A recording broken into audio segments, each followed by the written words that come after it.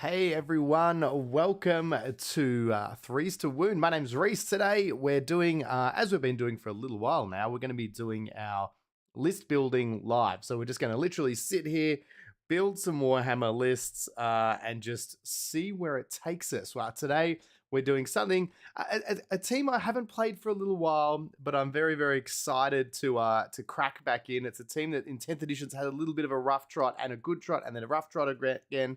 So we're gonna look at some Genestealer cults today. Thank you so much, everyone who's jumping in and joining the live across a few platforms today. So we're gonna see how it goes. G'day to Raina there. Thanks so much for joining us.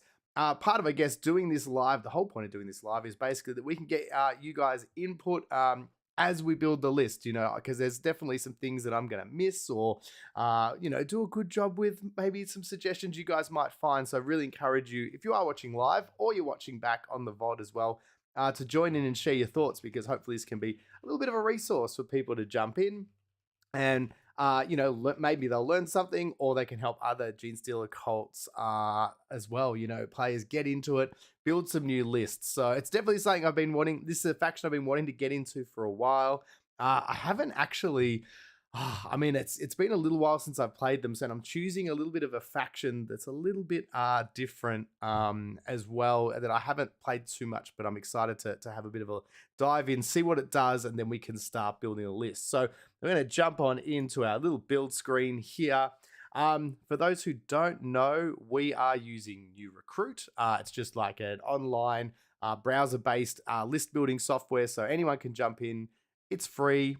You can jump in there and start building your lists. So before we start building, though, we're going to have a bit of a look at, I guess, some of the rules around the team or that we're going to use to build. G'day, Mels. Thanks for joining us on YouTube again. Great to see you there. So we're going to have a look. Today, we're going to be going the Outlander Claw. Just because this is purely ruler cool. Watched a bit of Mad Max Furiosa the other day, got me in the mood for some, Mad Max-esque Genestealer cult shenanigans. So very, very excited to see where this goes. A big thing, those who may or may not know, Cult Ambush has changed a whole bunch for Genestealer cults many, many, many times. So it's definitely worth, if you're getting back into it or new to it, having a solid read through. But basically now, as opposed to the old thing where you used to roll for it, you now just get points to spend. So it's a little bit more predictable for you to get your team back, which is really, really nice. To get your models back, you don't have to have that games where you get everyone back, games where you get no one back.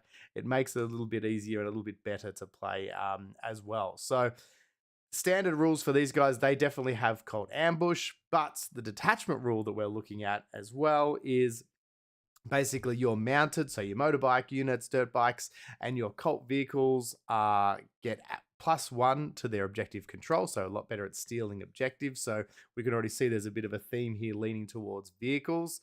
And also that Adelan Jackal units from your army, while within range of an objective marker, they basically get sticky objectives, which is pretty cool as well. So not a bad little way to make vehicles a little bit more interesting and play Genestealer cults in a very, very different way.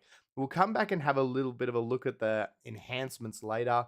They obviously add a lot to the team as well. I really like the look of the enhancements. There's definitely some we're going to be trying to sneak in the list, and they're not too bad. 10 points, 15 points.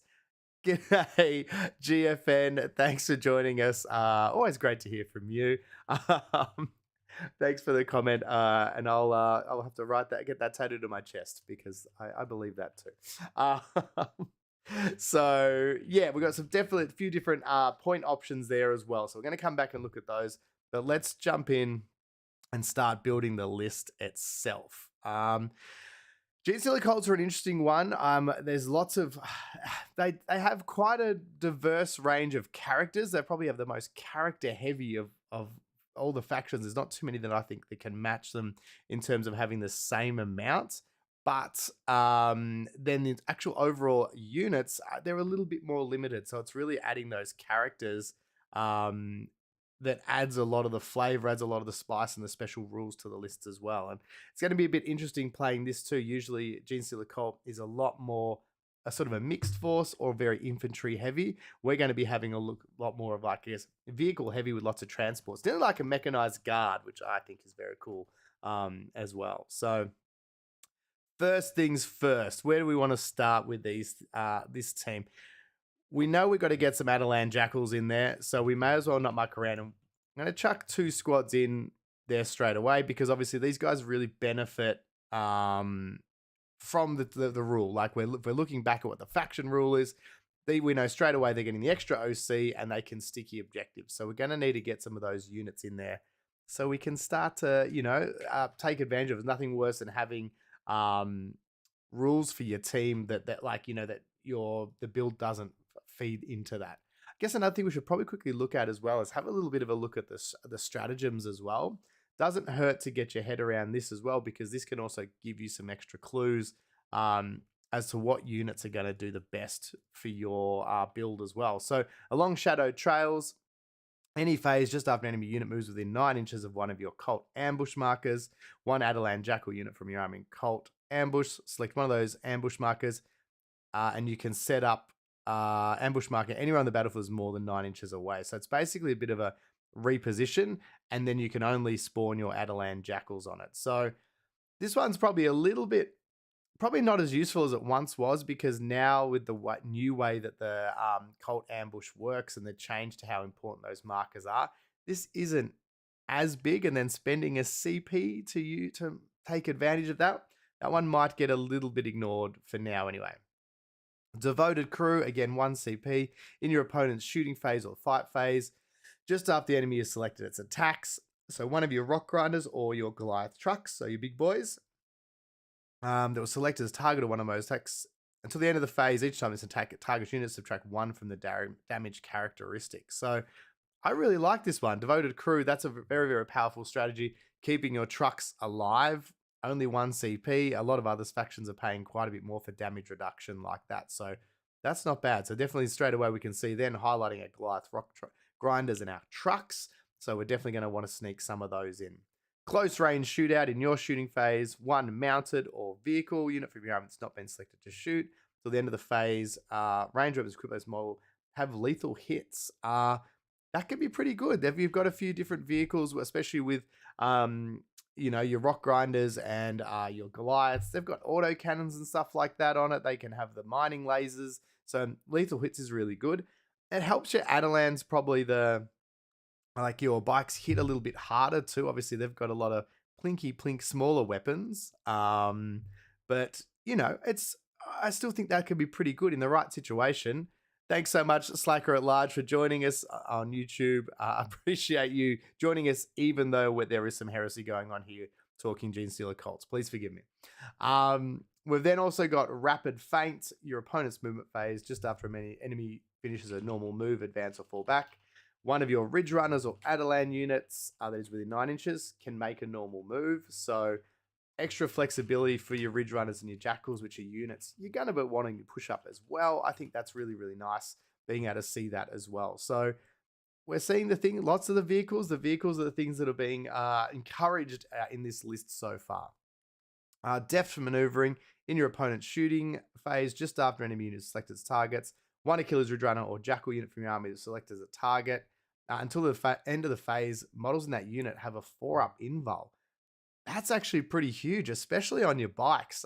Getting a 4-up invul on your bikes, which innately have, what's their innate thing? They've naturally got 2 wounds. You've got the quad with 4. They've usually got a 5-up save. So taking that to a 4-up invul really starts to make them pretty survivable. So I think that one's pretty handy, and especially if they're the units you're going to be using to try to get that sticky objective, keeping them alive to get them to the end of the phase is also really, really big. So I dig that. I like that. Lastly, we've got Encircling the Prey. So we've got end of the fight phase. 1 mounted unit or vehicle from your army is not within engagement range of one of them wholly within 9 inches of a battlefield edge. Remove that unit and place them into strategic reserves. So kind of cool for, sneaking your guys off the board, getting them back in. And that's vehicles as well. So things like your Achilles Ridge Runners could take advantage of this, your bikes, even some of your trucks. So there's some interesting uses there. I think it would. I don't think you'd be building around it, but it could come up clutch, especially maybe later in the game if your units are you're starting to run out of units, and you know you're gonna have to reposition for some secondaries or get back in the game for primary.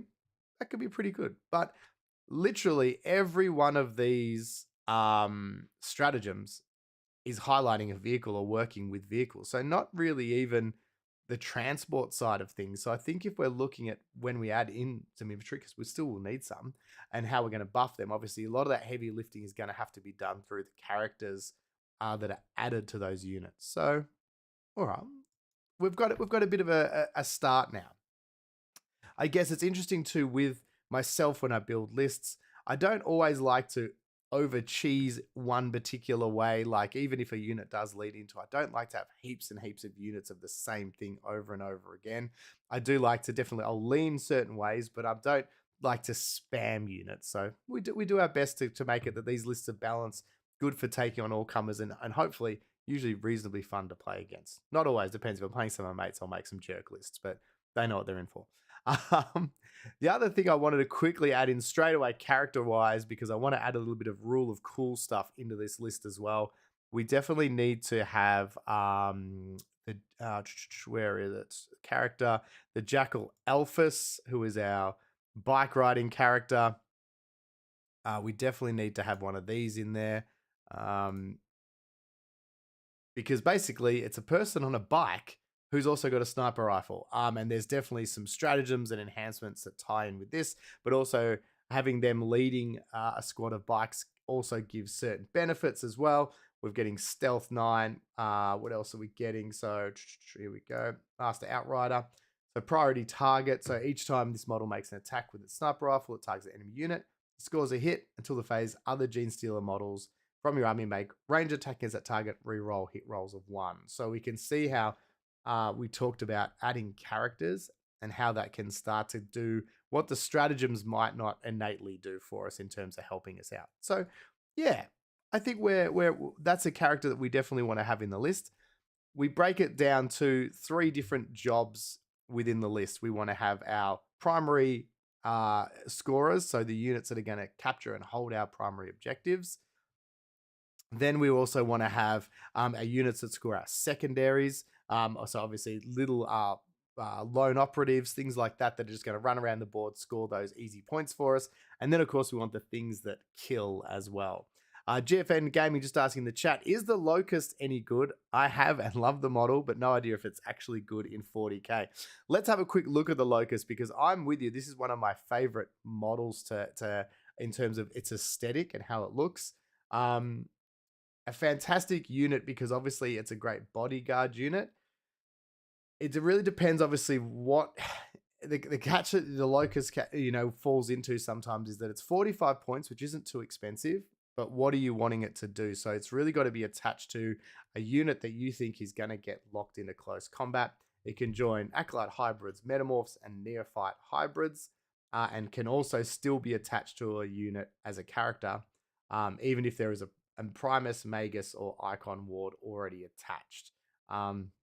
So it definitely lives up to its name. It's a bodyguard type unit. Deep Strike, fights first, and it's a leader as well. It's got sudden assault while this model is leading a unit. Models in that unit have the fight first ability. So I think that's probably one of the most powerful things it brings. I really like the idea of putting this into a really hard-hitting close combat unit, so something like Metamorphs or Acolyte hybrids armed with lots of rock weapons, the rock cutters, etc. I think they're just all under one umbrella now. And then also, while this model is leading unit, other character models attached to this unit have the Feel No Pain 4+ ability. That's actually a really good one because you are Genestealer cults. Assassination really hurts you. A lot of the time, your opponent's going to get assassination and they're going to have a lot of easy ways to score this. So this is really good. Helps minimize precision, helps to protect your characters a little bit as well, stops them getting picked out of there as well. 4-up invul. We've got 5 attacks, hitting on 2, strength 5, AP 2, damage 2. So they're no slouch at all. So I reckon GFN for now, we'll keep one of those in here because I would definitely like to look at getting this in maybe a transport with some hybrid metamorphs. give it the fight first. So even if the transport gets popped and they get charged, they can still have some counterplay. So thanks for asking the question. Good suggestion, inadvertent suggestion as well.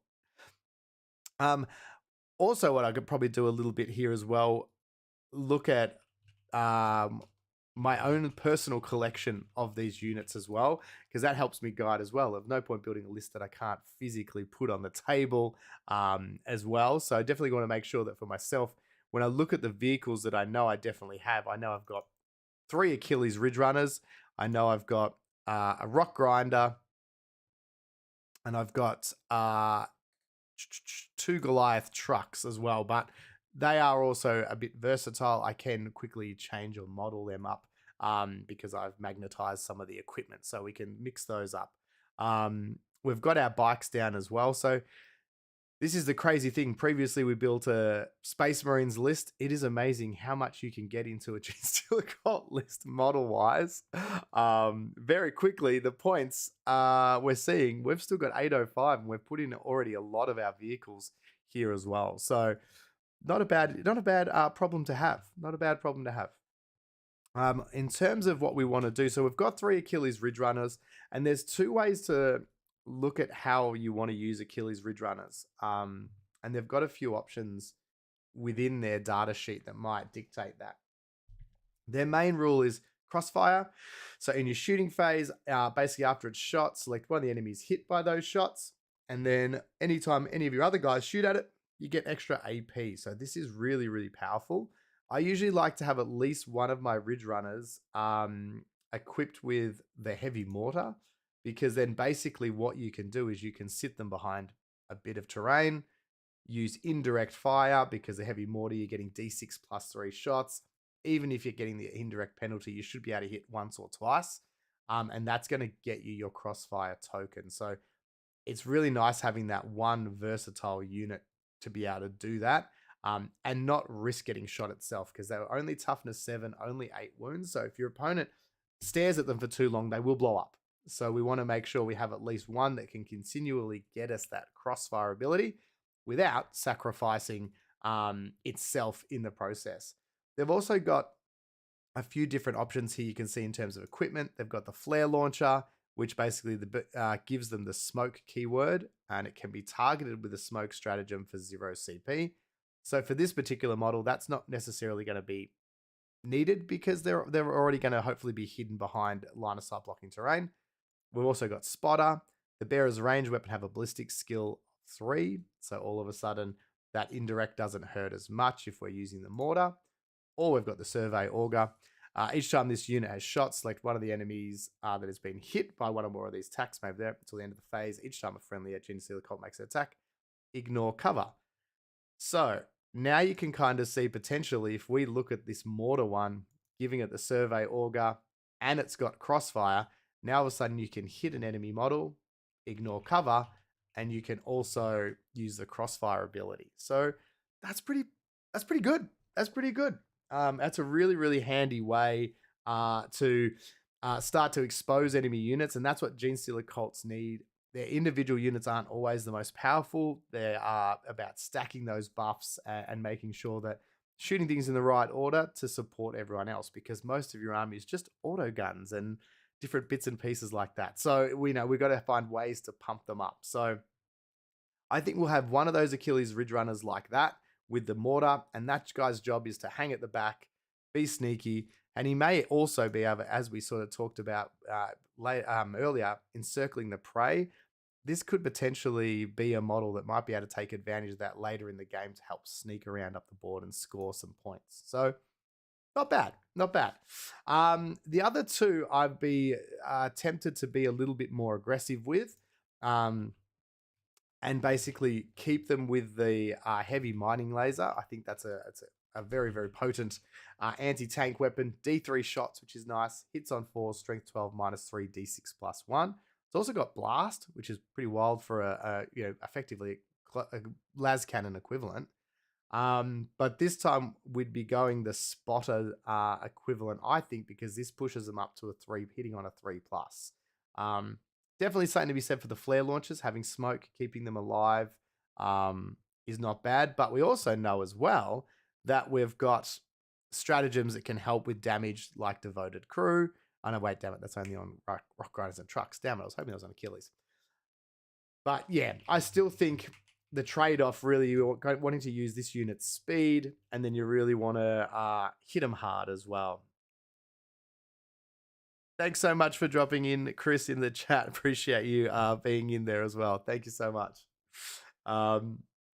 Yeah, so that means we've got 2 of those. So that's some good little fast-moving anti-tank stuff. These guys can also give us some extra objective control if we need it, because they can jump on objectives. They're benefiting from the stratagem within the team as the team's core rule as well. So I really like Ridge Runners. There's a lot to be said for, I know you can run them in units as well, 1 to 2 man units as well.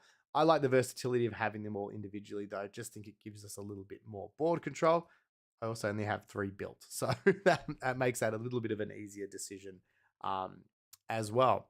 So now we're looking good. We've got 2 squads of bikes here, which are going to be our primary ones, sneaking up, getting on those objectives.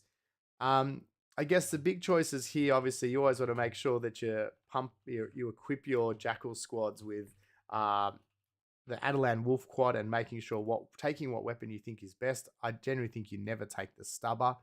It's either the incinerator if you think you're going to be up close and personal with units that need a good flaming, or another great way to get some mining lasers in your list, so more anti-tank. I like the mining lasers in most cases just because I think, again, it's hard to get in this list lots of tank stopping or elite killing weapons. This is a great way to get it on something that's a little bit tougher than a neophyte, so it might not get wiped in one go. They do hit on 4s, but that's Genestealer Cults. There are ways, again, with characters that we can look at mitigating that drawback as well. So make sure that with those 2 squads, Adelan, straight away, we'll chuck on mining lasers on those as well. So we're starting to get a bit of anti-tank and a bit of killing power, which is not a bad thing. Next, I think we definitely need to look at, well, what's going to guard our home objective? We always need to have a unit that can sit back there, guard the home objective, and then maybe late game, if we need to, they could do something. I think Neophyte hybrids are perfect for this. If we have a look as well, because the benefit of these guys, they have sticky objectives. So plan generations of the making. So at the end of your command phase, if they're within range of a control of an objective marker, that objective marker remains under your control, even if there are if you have no models in range of it. So sticky objectives, 10 of these guys, 65 points. Pop them on your home objective. They can plop down on there, guard that, and then if needed later in the game, they can move up, or even once they've locked it down for you, they can move into a firing position and be a backline shooting unit. And so making sure that they have weapons that can take advantage of that longer range, because that's what we're going to be wanting to do with them. Making sure with these units too, add your cult icons, because the cult icon means that basically you can respawn in the command phase. You can return up to 3 destroyed models to this bearer's unit. If the bearer's unit isn't within the range of objective mark you control, you can return up to D3 plus 3. So you can see how these guys are great at looking after your backfield, because your opponent might throw some indirect stuff at them. They might kill 2 or 3. You got them behind your home objective. They just keep respawning. So difficult for your opponent to remove without them really, really focusing in on it. So I think they're going to do that job, what we want, perfectly well. And usually there is another option you could look at doing, and I think it is, is it the Nexus? Which, oh no, wait, it's where is he? The Clamavus. You could also look at adding for 50 points. It's a little bit expensive, but you could look at putting a Clamavus with that Neophyte squad, and you might go, why would you add a 50-point character to a 65-point unit? The reason being that it has Scrambler Array, so enemy units that are set up on the battlefield as reinforcements cannot be set up within 12 inches of that model. So that's actually pretty great, because now that means obviously it's a big 10-man unit. It's already covering a lot of space. Then you add the Clamavus. Now you're pushing out that deep strike denial pretty massively. So I'm going to leave them in for now, the Clamavus.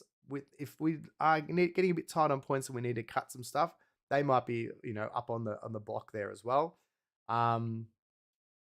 He's also got Voice of New Truths in your command phase. One model from your army with this ability can use it. If it does, select one enemy unit with 18 of it. That unit must take a battle shock test. Let's be honest, that doesn't really help us too much in anything. We're really just using him for that scrambler array. Battle shock, it definitely is starting to be, I think, it's becoming more and more of a thing. I think people are getting better at using it against their opponent now. But yeah, it's one of those ones because of when this is, which is in your command phase. I guess depending on when things line up, I guess potentially it could flip some objectives. We'll see. But again, if these guys are guarding your home objective within 18 inches, might not come up too often. Cool. All right. We know we've got the locust in. So what we want to do now as well is we definitely want to make sure we chuck in. Where are they? We want to put in some hybrid metamorphs. So if we have a look at our Goliath trucks just quickly, and there's a reason we're going to look at these guys quickly first, because I just want to double check what their transport capacity is for a Goliath truck. So Goliath trucks can take 12 models. And if we look at the other way around, then we've got the Goliath rock grinder, which is our aggressive one, that can take 6. So I really like the Goliath rock grinder as using it as an aggressive transport piece. You want to push it up the board and usually have something pretty nasty inside it as well. So I reckon if we put inside there 5 hybrid metamorphs, as well as our locust, that's going to be our death-dealing missile that we fire up there. It's also got grinding line breaker. Each time an enemy unit, excluding monsters and vehicles, there's within engagement range, its model falls back. I basically have to take a desperate escape test. That's a little bit of a lame ability. Not a huge fan of that, considering how much fluff and fun is with this model with that dozer blade. Could be pretty cool, but in terms of weapon here too, we can take the mining laser, the seismic, or the incinerator. Again, having the mining lasers in is nice because we want to make sure that we have as much anti-tank in this list because we know it's going to be a hurtful thing. Clearance incinerator could be pretty interesting though. 12-inch, 2d6 strength, 6 -1, 1 damage. Because you know you are going to be getting up close and personal. There's the heavy seismic, which obviously has 2 profiles, a shorter range one as well. Could be interesting because the heavy seismic at that shorter profile, 4 attacks, sitting on 4s, strength 8, -2 d3, rapid fire 2. So that could be pretty potent as well and quite consistent because you're always getting 4 shots. Could potentially be boosting that up to 2, even on the longer profile. Heavy seismic. He's interesting. You've got the heavy stubble with that and the demo cannon as the demo charges as well. Short range, but quite potent as well. So interesting. I'm going to pop, strength 8, strength 6, -1, -2. And then the mining lasers. Mining lasers still D3 shots, or is that just 4 flat? Let's keep the heavy mining lasers for now, just because I think we want to have as much anti-tank and we can always peel that back a little bit. But yeah, so now we've got Goliath Rock Grinder. That's going to have our 5 metamorphs being led by a locust in there. And that's kind of like our, if anything, it's a bit of a distraction can't effects unit. You fire it up the board. You want your opponent worried about them. And if they put a lot of firepower in it, they blow it up. The benefit for these guys is we know we've given them the locust, which means that they get fight first if they get charged. But hybrid metamorphs, my thing just died for some reason there. We'll see if that comes back. Oops. Loading. There we go. We're back alive. That was scary. Look back at our hybrid metamorphs here. Where are you guys? Here we go. Their special ability. They've got a Feel No Pain 5+, which is really, really nice. So obviously keeping them alive for a little bit longer. They've also got Brood Surge. So each time a unit is selected to shoot after a shot, if any model of this unit was destroyed, they can basically move forward. So not too bad. Like, again, it's just nearly like your own little corn berserkers there that they're copping some fire. they can storm down the board. So it still kind of has that same effect of pushing your models up the board quickly, whether they're in the vehicle or whether it's gone and they died. So they've also got this as well. If at the start of the battle, no model in this unit is equipped with a hand flamer, each time this unit makes that brood surge move, it can just move a flat 6 instead of rolling a d6 for it. Quite interesting. I also got to be careful, though, that you can't make it when you are battle shocked. And I think if you do get out of a destroyed transport, you are considered battle shocked until the next command phase. So I'd have to double check that to see what that interaction is like. And whether or not you'd want to take the hand flamers over auto pistols. The hand flamers are really, really handy because it's just lots of shots, but 5 guys depends really what you're wanting these guys to do. I think you should definitely take the icon in there as well. But yeah, it's just interesting. It depends how much it's going to come up because let's be honest, if it's a 5-man squad and you get shot with anything too serious, you're probably not surviving too much, or that brood surge move isn't going to help as much. So I'd probably be taking the hand flamers just to give them that little bit of extra damage dealing or that extra threat range. All of a sudden, surprise Overwatch on some guardsmen or something like that. There's definitely some things to be said there for the work that they can do with that as well. So yeah. I'll change that to 3. There we go. So we've got 4. Yep, there we go. So now our squad's equipped properly. So that's our Missile of Fun.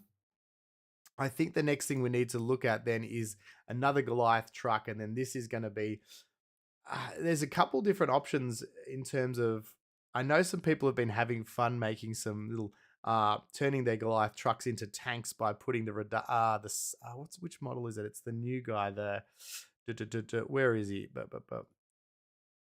Reductus, is it the Sanctus? Yes, the Sanctus, which is the big brain bug. Oh no, wait, that's the Sanctus. No, that's not him. Sorry, apologies. Where is he? Sanctus, Reductus, Primus.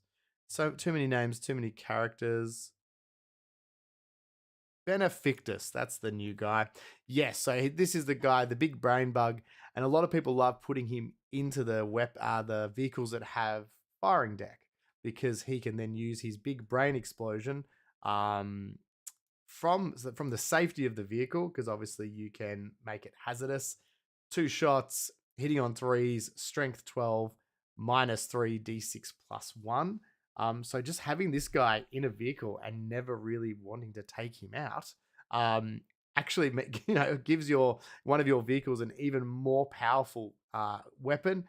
And we've seen with our, we can have a look at, I wanted cheating looking forward a little bit to the enhancements, but there is also one as well, which means improve the ballistics characteristics of a ranged weapon by that transport as a result of firing deck. Maybe if we give this leech here to the Benefictus, put one of them in there, and all of a sudden that weapon's now hitting on 2s.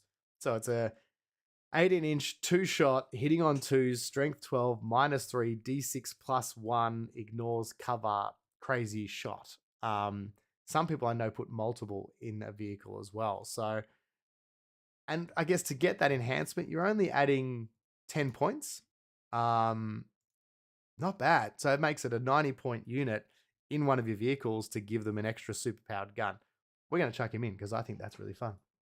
But I have seen a few people giving that a go as well. So we're just ticked over 1,000 points here. The list is sort of starting to get somewhere.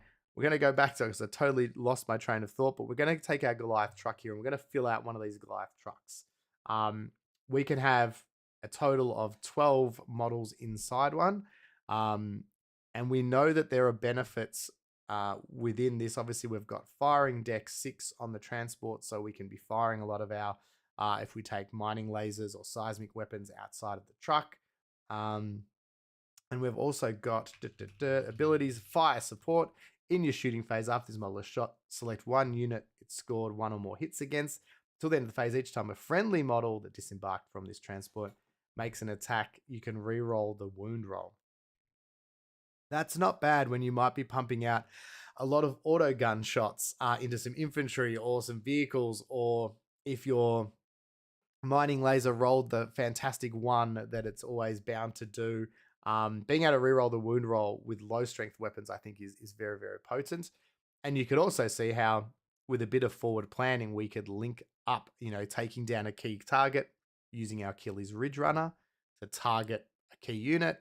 That's going to take away cover, add 1 AP to our plus 1 AP to our weapons, getting to reroll your wound rolls, and then you can see how even like a 10-man neophyte unit can start to do some pretty serious work. So I think in saying that, we said neophytes, let's add another squad of neophytes, because I think that's what we're going to chuck in here, and then we obviously want to give it some character support. I think the fantastic unit that is a no-brainer to go with a squad of neophytes is a Primus. You might go, but why? 2 reasons. Cult Demagogue is the main one. Once this is attached while it's leading a unit, each time a model in that unit makes an attack, you can reroll the hit roll. As we said before, most of our things are hitting on 4s, especially our neophytes. Being able to reroll that, and then all of a sudden, if we get out of the transport and we shoot the same target, we're now getting reroll hits and reroll wounds. So that's pretty potent to be able to double up like that as well. So I think that's a pretty good combo. I like the look of that. I think that works pretty well having that in there. Now we've got to sort of go, is it worth? Because we know with some of our other characters, we can add secondary characters. And so we kind of go, is it worth adding a second character to that unit? We know we can pump them up even more. We've just got to work out if it's worth it. I do really always like the Nexus. I think the Nexus is a great unit, but obviously being attached to the right unit. What you're using it for usually is battlefield analysis. So once per battle round, one model from this ability can use this ability. If it does reduce the CP cost of that stratagem by 1 CP. This unit basically helping you get your stratagems for free. The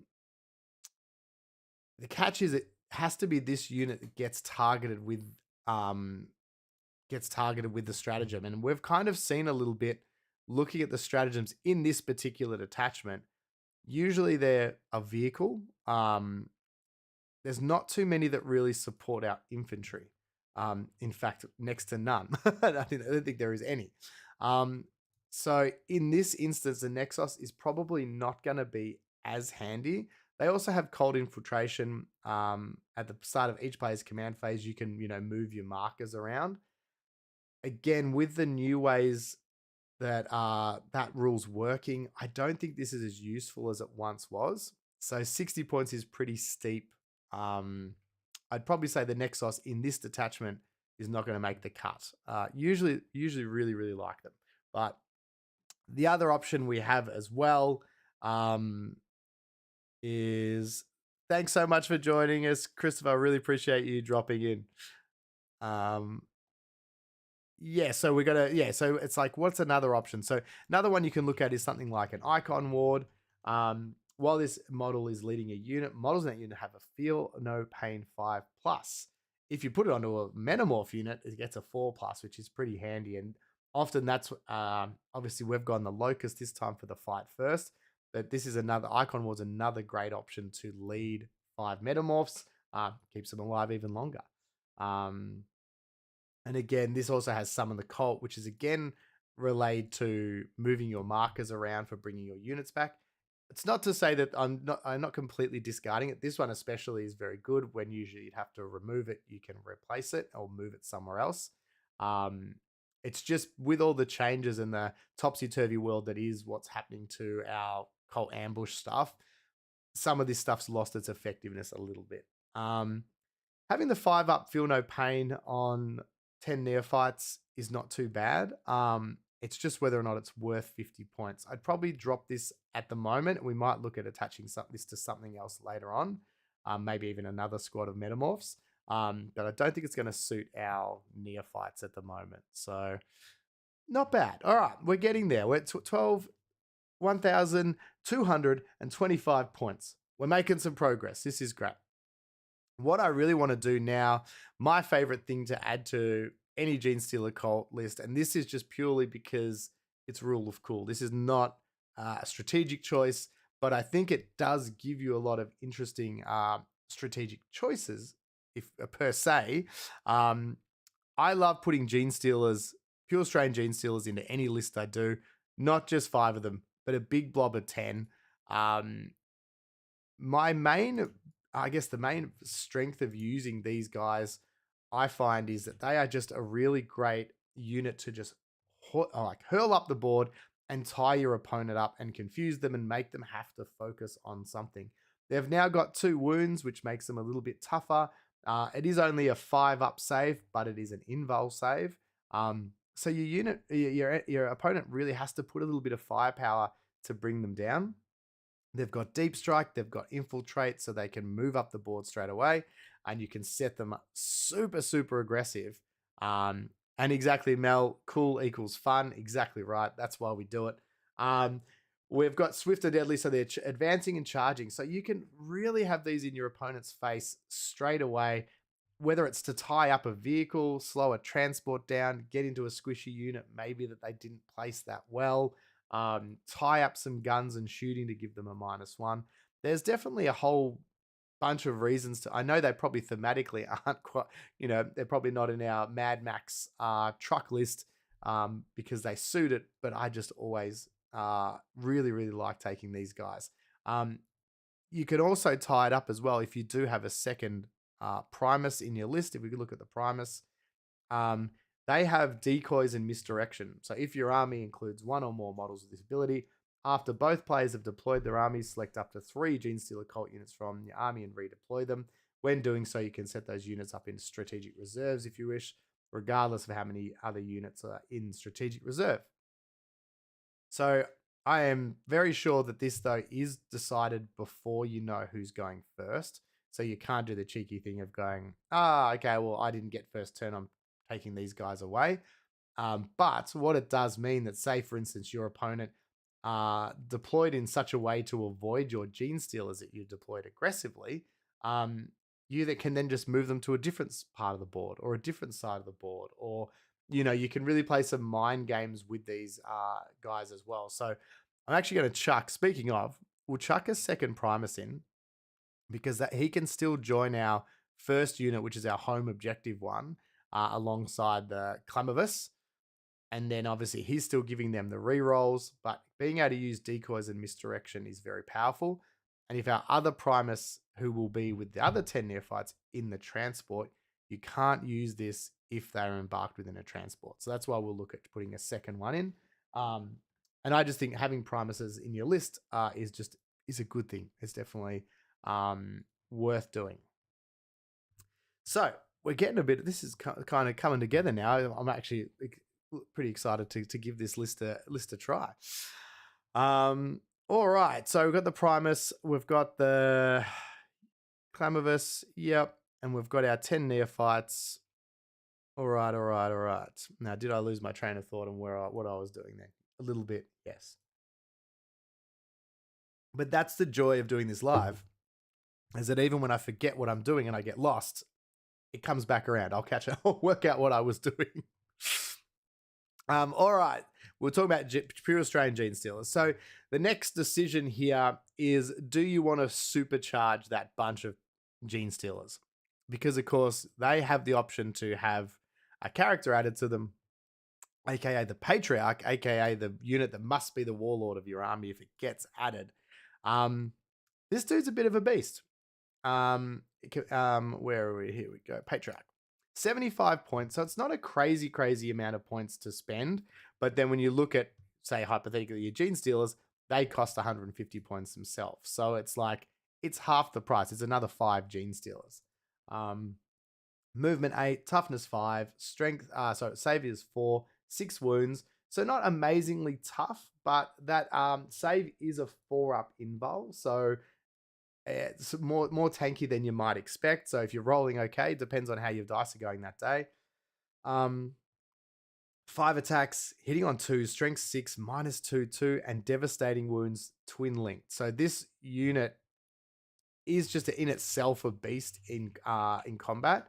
But the thing that makes it this, I guess, such a force multiplier is it has might from beyond. So while they're leading a unit, melee weapons equipped by that model have devastating wounds. So now all of a sudden, your 10 Genestealers have devastating wounds, and they themselves are putting out 4 attacks each, strength 4, -2, with devastating wounds. So all of a sudden, things like vehicles, things like elite infantry start to feel a little bit less safe in their armored hides. So again, rule of cool, rule of fun, however you want to say it, these guys, I'm going to be chucking the patriarch in because I just think it makes this such a terrifying bomb that your opponent has to deal with. And while they're dealing with this unit, which is costing you 225 points, they're not shooting everything else. And your army's not that strong. You want to kind of be dictating where your opponent's firepower is going. There's obviously other bits and pieces that the patriarch brings. Cosmic horror. So at the start of the fight phase, each enemy unit within 6 of this model must take a battle shock test. And you might go, oh, but what does that do? What does that get me? I was one of those people. It was pointed out to me that the benefit of this is, say you're fighting into a unit that's usually pretty good, but if they spend a CP and get supercharged by a stratagem and they become very good, this can cut that off at the knees. It's still a battle shock test.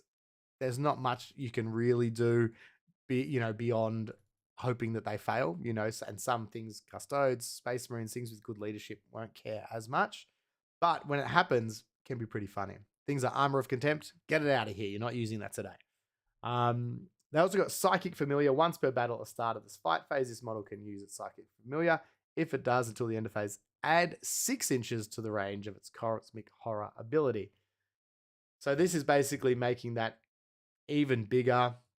I mean, again, this kind of using that means it's probably more of a support to other combats that might be going on around you. So if there's other units that are happening, because 12 inches is a decent range for an ability like this. It's nearly like a mini Shadows of the Warp, just at a different time of the battle. Yeah, look, it's something. They're okay. It's part of the data sheet. You're not upset that it's there, but really the Patriarch's there to do damage and give out that devastating wounds. So, g'day back. Welcome to the chat. Ready for Adepticon? Oh, geez, I am very excited about Adepticon. 40K. I'm in such a. I reckon this going to be the reveal show here where we do see that mystery salamander icon that gets described, explained to us of what that was going to be. I reckon. I'm hoping that we get some answers around that. I reckon that's going to be one of the big announcements, because I reckon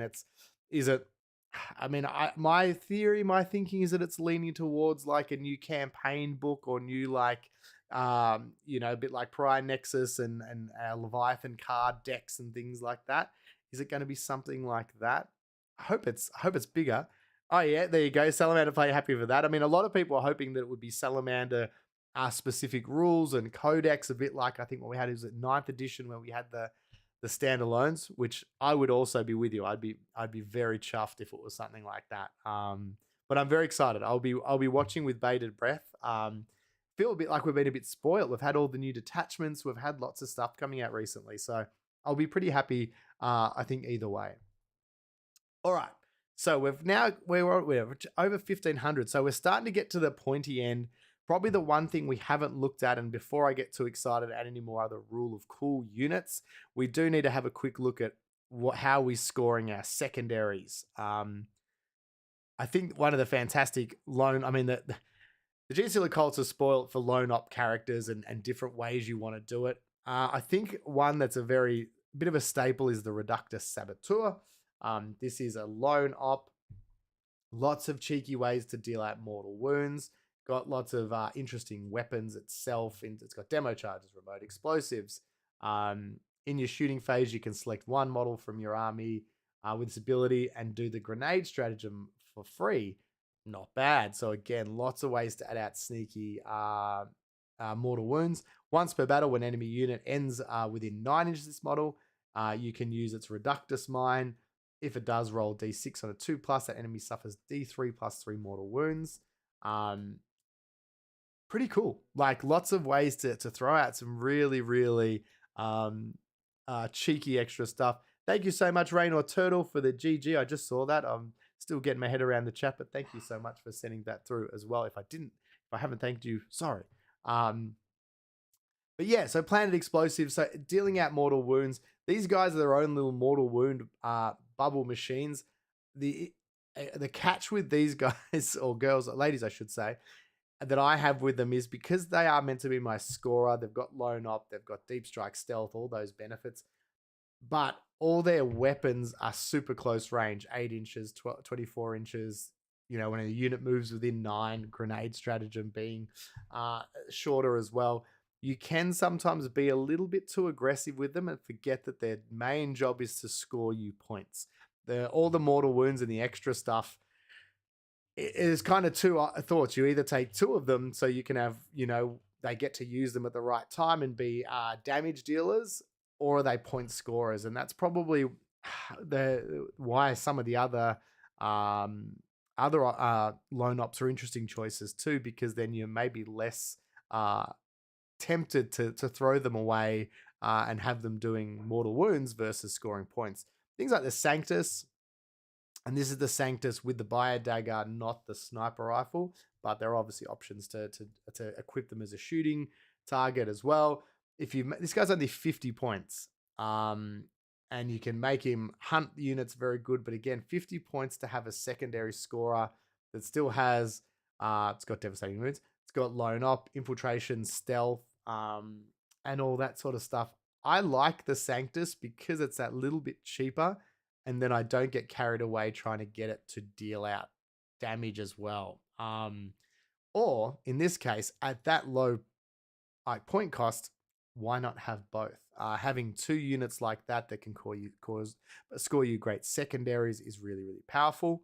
So I'm pretty welcome to the chat, Lowbrow. Great to see you. So yeah, having those versatility in those 2 models, that way if your Reductus does get a bit carried away, blows stuff up, and then also gets killed, you've still got your Sanctus as a backup as well. So welcome, Lowbrow. Also, always awesome to have you around. Thanks for joining. So yeah, I'm going to pop both of them in at the moment as my sneaky secondary scorers. The good thing with the Genestealer Cult too, and we've still got some points to do it, is you'll also just chuck in as well some nice little 5-man throwaway units that you can use deep strike or you're never going to be too far away from having a unit that can score you secondaries in Genestealer Cult. You're a little bit spoiled for that stuff. All right, we've still got one other transport here that is empty at the moment. We've got a bit of a decision to make. Do we keep it as a Goliath truck and load it out maybe with lots of acolytes, or do we add another Goliath, turn it into a Goliath rock grinder and still fill it with acolytes, but obviously significantly less? I think I've answered my own question there. I think I want to see a big 10-man blob here of of acolyte hybrids with some rock weapons. Again, this is a rule of cool choice, but I love seeing units that have lots and lots of rock weapons. I just love the idea that, in the 41st millennium, there's people with bolters and bolt guns, and there's spaceships, and there's all this science fiction stuff, and then there's dudes with some bolt cutters just chopping dudes in half. So that's where my mindset is with them for sure. All right, so battle line. Why? There we go, acolytes. Here we go. So we want to pump that up to, we'll add in 1 cult icon, because you should always take a cult icon. Then we want to crank that up to 9-man squad. Oops, too many. There we go. Cult icon. There we go. We're in business now. Thank you so much, Timmy Miller, for sending a donut. Appreciate you sending that over.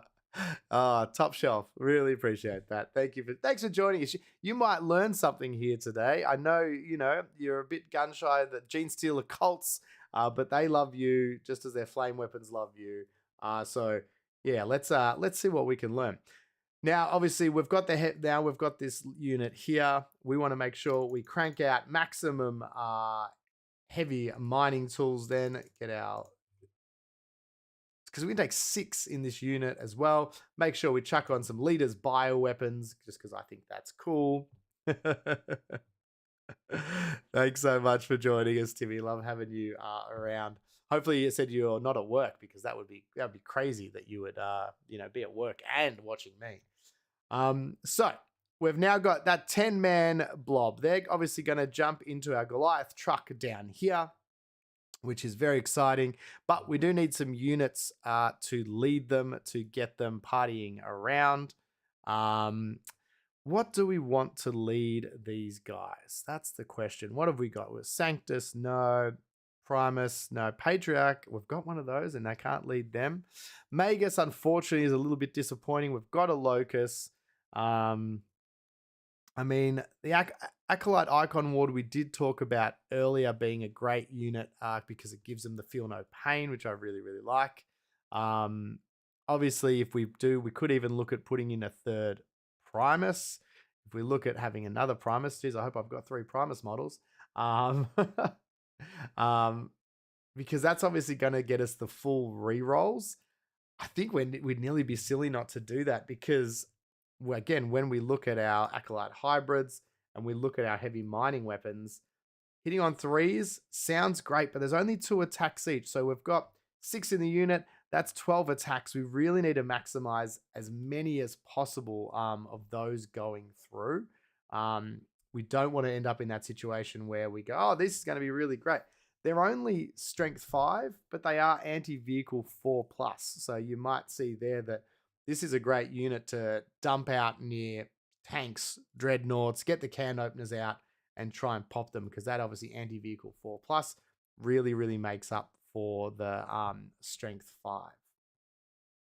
So let's pop the Primus there for now, because I don't think it's worth investing more points in that unit. Again, we can't.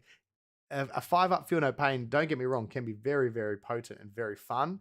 But I think what we want to do now is also get some MSU size squads, some 5-man squads within this as well, which are going to be our little deep strike bombs to drop in to score us points or pick up enemy units as well. So we definitely need to get some more acolytes in there, and we've got the points to do it. So if we do 2 more, we do 2 5-man squads. Still tempted. I still would really like a 5-man metamorph squad with an icon ward, but that may be getting very, very greedy, because we're running out of points. We're definitely running out of points, but I still think this list is very nicely leaning into the types of the type of theme that we were going for as well. So let's do that. We definitely need some more 5-man squads, and we've got our 1 enhancement in. That's what we're going to quickly do. Let's have a look if there was any other enhancements that we might potentially want to put in as well. We've got the cartographic data leech, which we know we've put that in 10 points. We've put that on our big-headed tank hunter here, with the Benefactor, so he's just going to be riding around being a giant cannon inside a vehicle. So we don't need to worry about that. We've already paid for that. We've got this Serpentine Tactics, which is going to get us 10 points. The bearer unit eligible to shoot in a turn at which it fell back. So something very good that could be used. Obviously, this has to go on our mounted units, so it has to probably be our Jackal Alphas. Not bad, but because we don't have a crazy, crazy big blob of bikes, I think if anything of ours that's bike-wise that gets charged, I think they're probably dead anyway. So we won't look at that one. We've got Starfall Shells. Basically, this is another extra bonus to, we talk about Genestealer Cult and how you got to stack their benefits for their survivability. Basically, this guy shoots someone. The next time that unit shoots, they get -1 to hit. So that's pretty good. That's not bad. Again, depending on the team, if you're turning something hitting into guard hitting from 4s to 5s, that can be really, really crucial. But yeah, interesting. 10 points, not bad. I don't mind that. Then we've got Assault Commando, any Genestealer Cult model unit. Each time model in the bearer's unit makes a ranged attack, if it disembarked from a transport, you can re-roll the hit roll, which is funny. The only unit we've sort of got that's taking advantage of that at the moment, because it is a ranged attack. We already have a Primus, so that one, don't really need that one, unfortunately. So the only one we're sort of looking at is potentially Starfall Shells, but I'm not really feeling Starfall Shells at 10 points. When we look, what have we got? That would put us at 1995, which would be super close. Or we could look at, what have we got? 15 points. Stay with me here. We drop one of the Acolyte hybrids, and we add in some more metamorphs. That puts us at 2,000 points on the nose, which is just another good, scary kind of fighter unit. If you drop them in, maybe rapid ingress, they get shot at, they can move up, or yeah, they can hit quite hard. I mean, usually I think the old choice for me would always be looking at Acolyte hybrids with hand flamers is what we would. Oh, there we go. That's going to throw our plans off. 2,005 points. The hand flamer acolytes were probably what I would be looking at with if I was adding in more acolytes, because the hand flamers are good. You can also give them the demolition charges. Unfortunately, the demolition charges have been hit a little bit. They changed a lot. They used to be oppressively bad, or oppressively good, I should say. They've been toned down. Let's just quickly add one in so we can see their demo charge. Here we go. So we go, yeah, so demo charges, you get D6 shots, but they hit on 5s, strength 9, which is good, -2, damage 2. They are hazardous, and you can only use them once. It's still powerful against the right unit. You've also got industrialized destruction. Each time a model in this unit makes an attack, reroll a wound roll of 1. If the target of attack is an enemy unit within range of an objective marker, you can reroll the wound roll. That makes it a little bit nicer. I actually like that, because obviously I think the point of these guys is to drop in at spots and attack units on objectives. But wait, if they are deep striking in, range is 8. So you can't use the demolition charges from deep strike. So it changes the maths a little bit, because then it's like, well, how are we going to use them a little bit differently, or how are you going to make sure, because they're so squishy, that they're actually going to be able to make it in there, because you obviously got hand flamers, demolition charges, and they're decent in close combat. These guys want to be sort of dropping in and doing the work. So, interesting, because we definitely can't fit that second squad of metamorphs in at this price point. We're still 5 over. So, or do we just keep it as another squad of acolyte hybrids, the regular 5 boys, and just deck them out with the close combat weapons, and just keep them as that? These guys do still have access to grenades, so they do technically have their own mortal wound output if we wanted to look at that as well. Tough decision. I think we do need to. Oh, what did I think I just got rid of the wrong unit. So, acolytes, and then we've got our metamorphs as well. Where are you? There we go. Maybe I had more points than I realized. Did I crank that up too much? Well. Let's have a bit more of a look. So, we've got, that's our acolyte hybrids who are in one truck. We've got the second lot of neophytes here in another truck. Then we've got 10 for our home objective. So, we do have more. We might have accidentally made one of those squads larger than we needed to. So let's go. If we add that now, we add another squad of metamorphs. No, that does. Okay, no, I just couldn't do maths. That's what it was. I couldn't do maths. Cool. So that's still 70 points. Well, needs must with points. because I like having the hybrid metamorphs in there just for that survivability, and they fight real good. The other option is, do we? Oh, this could be interesting. Drop the. Or is this going to work out? Acolyte Icon Ward. So we have a 5-man squad of hybrid metamorphs.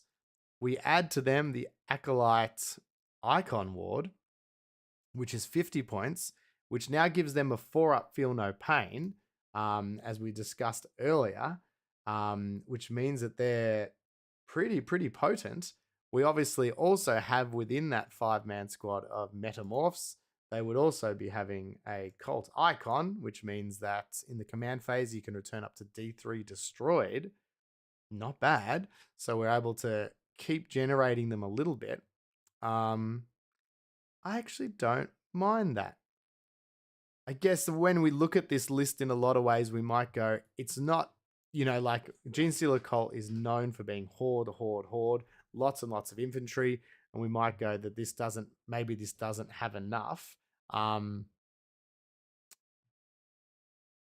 sorry, I just got to adjust those points there. But I think that this is actually pretty good because you don't forget, obviously, as these units die, and they will because they're Genestealer cults, we still have our cult ambush. So all of a sudden, we can bring back our Acolyte hybrids. We can bring back our bikes. We can bring back our hybrids. We can bring back Genestealers. So depending how we use our points in a strike force, we're going to have 10 resurgence points. So looking at things like the Adelan Jackals, the bikes, we can bring them back lots of times. And that might be where we're spending our points using our Adelan Jackals and their ability to make objectives sticky and their ability to have extra OC as well. That these guys are actually the guys hooning around but keeping alive, bringing them back to life to capture our things. We've only got 2 5-man squads. So each time we bring them back, it's only 3 points. Or in a pinch, we can bring back 10 neophytes. We can bring back, want to be super annoying, spend 6 points, bring back those 10 Genestealers, putting them into strategic reserves. Very, very interesting, like with the Genestealer Cult, because it's not just the points you see in the list, you technically have a whole extra amount of points as well. So that's why I think it's important we get things like these vehicles and that. We don't need to have 20, 30 squads on our list initially because we'll probably see a lot of these units multiple times. And that means too, we can then look at our Jackal Alphas, and we can also then get the, the Starfall Shells. Gets us to 1995. Not 100% stoked. I love getting a good 2000 on the nose, but I think that's our list. So let's, I reckon, now do a quick walk back of how everything works, what's doing what. And that means that we can also make sure that we all on the same page and that I haven't accidentally dropped anything in here as well.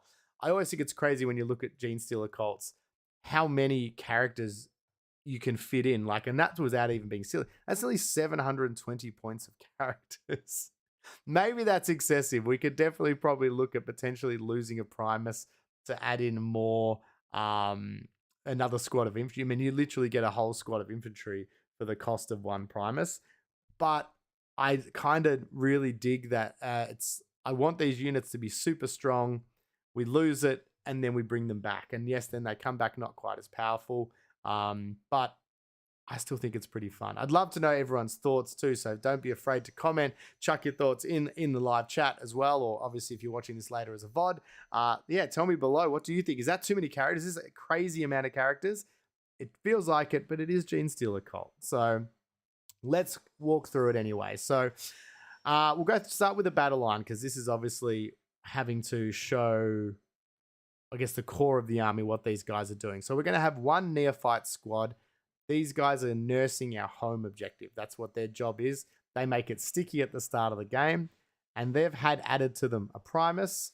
They've also had a Clamavus added, and that gives them the Deep Strike bubble. So let's you stretch that out.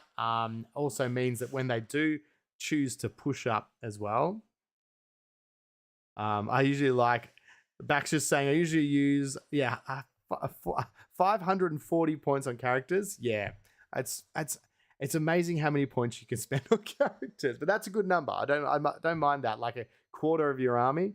very Genestealer Cult. So Neophyte hybrids, 10 man, they've got a Primus, they've got the Clamavus, and these guys are your pest unit that hold your home objective, takes up lots of space, stops the enemy getting in, but then they also can push up and get in the fight as well. Obviously, with these guys, I haven't gone into their loadouts too much, but usually I lean towards things like the heavy mining lasers, grenade launchers, things like that, the heavier hitting sort of weapons, especially if I know they're going to be at distance as well. If it's a unit that I know I'm pushing up, then you might also look at dropping in some of the seismic cannons as well. Then we've also got another 10 Neophytes. Speaking of a unit that would probably be equipped with some seismic cannons as well, the Neophyte hybrid list here, they've also got a Primus attached to them, and they're going in the first of our transports there.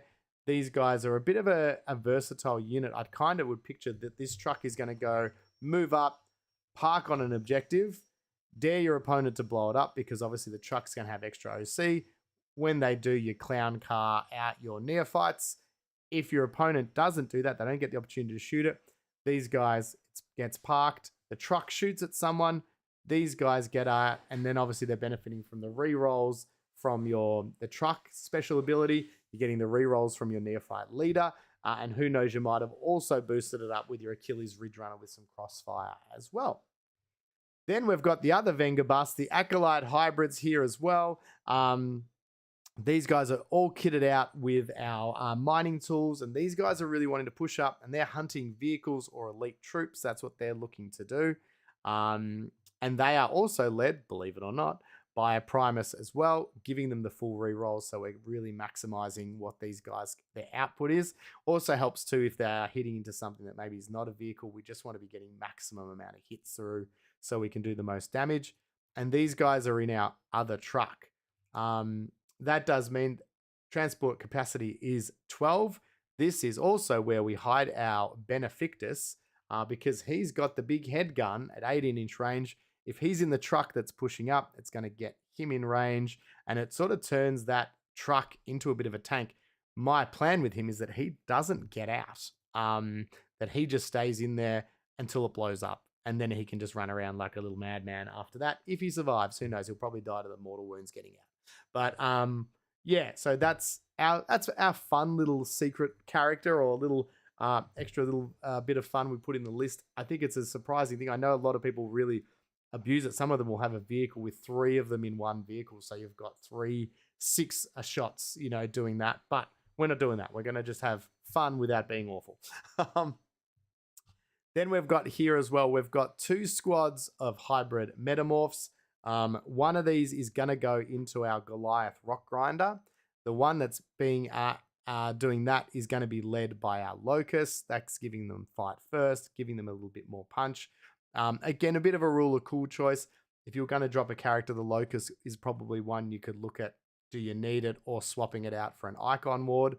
Realistically, that's probably I wouldn't say competitive choice because this isn't necessarily making a competitive list, but it would definitely enhance it because it plays into the fact giving them an Icon Ward gives you Metamorphs the 4-up Feel No Pain, which is very nice. So, but for today, it's a Locust because that's fun. So the Locust is going to be in with 5 of them. Then we're going to have another 5 of them, the Metamorphs in Deep Strike. These ones will be led by the Icon Ward. We've got 10 Pure Strain Genestealers whose job is to charge and die and fight early, led by the Patriarch, who's going to give them the devastating wounds. Also gives them a lot more survivability. Definitely increases their chances of surviving the clapback as well. The longer that unit survives and ties up things, the better. And we've got our maneuverability shenanigans at the start of the game to bother our opponent, thanks to our Primuses in the list as well. 2 squads, 5-man squads are Adelan Jackals. These guys have a very clear job with their abilities, such as, where are they? They've got Stealth, they've got Scout 9. These guys' job is to move up, get on some objectives, use their extra OC, make it sticky, move on to the next one, or get back into cover. They're just there to be the pests, and obviously what we're hoping is we're going to give our opponents so many things to worry about offensively that the bikes won't be a concern. They're not there to do damage. They're just there to be annoying. That's their job. score the primary, score primary. And if they die, we bring them back on the board, and we do it again, and we do it again. And we know that there's extra, I mean, a lot of the stratagems support our bikes here as well. Things like deft maneuvering and stuff like that as well, giving them a 4-up invul. There's lots of ways to keep these guys hanging around for a lot longer than they should, because all of a sudden they're -1 to hit. They've got a 4-up invul. You can see how they're going to survive longer than maybe they should. And that's a really, really good thing. So we've got our bikes like that. We've got 3 Achilles Ridge Runners. One of them is our one that's hiding at the back of the board. This obviously also works in conjunction with those neophytes that are going to be hanging out at home. Helps to block out more of your backfield. This guy's just pumping in his heavy mortar with his server auger, which is going to remove cover. Then he's also going to work alongside Crossfire to add AP. So helping whichever is your primary target you want to take down. This guy targets. Our other 2 Ridge Runners are providing a bit of heavy mining laser support. They've both got the spotters, so that's giving them the extra ballistic skill. Those heavy mining lasers become quite scary when you're doing that. There's 2 of them, and again, your opponent, these guys can die easily, but your opponent still needs to put firepower into them. So again, if they're shooting at these guys, they're not shooting at your transports, they're not shooting at your scoring units. We've got the Rock Grinder, which we said, we know it's got the Metamorphs. We've got our 2 trucks. And lastly, the things we've got are our secondary scorers. We've got a Reductus Saboteur, who's got lots of shenanigans, infiltration, lone op, deep strike, all those fun things. And you've got the Sanctus as well. I'd probably even consider looking at with the Sanctus, starting them in deep strike, just because they're not there to kill, they're there to score points. Starting them in reserve and then dropping them in where you need them to be to score that is going to make them very versatile. The Reductus Saboteur, on the other hand, I don't mind starting on the board, mainly because they can potentially deal out damage, deal out mortal wounds, especially if your opponent's not paying attention too much as well. So that's our list. 1995 Outlander Claw. Yeah, I think that's worked pretty good. I think that's going to be a bit of a fun list. I'm looking forward to getting it out on the table and giving it a go. If it is a list that you wanted to check out, make sure you join the Discord, 3's to Win Discord. All the lists end up there. Each week we're building a different one. Feel free to comment below. What are the other teams you'd like me to see build? Obviously, we've done Space Marines, we've done Astra Militarum, we've done Genestealer Cults now, we've done a Chaos Space Marines list. There's lots more teams to try and to build. I don't know all of them the best, but that's sometimes half the fun, is just getting in there and seeing what you can build and what you can find. So if you haven't already, make sure to subscribe, like, follow, all those things that we do. I will get back. I'll get that link to the Discord dropped in the chat for you momentarily. And then you can just jump on in there as well. So there you go. Linked in my YouTube back. Yeah, if you follow the video from this, it's all down below there as well. But yeah, 3's to Wound. Yeah, thanks so much for joining us. I'm really, really enjoying doing these live list build. It was the first time I've got to do across a few different platforms as well. So it was really, really fun to test this out as well. There'll be another list coming next week, so make sure you join us. Thanks so much, Mel, as well, over on YT. Appreciate you. We'll enjoy the excitement of Adepticon reveals today. That's what we're looking forward to doing next. That's very, very exciting. So until next time, we will see you someplace else.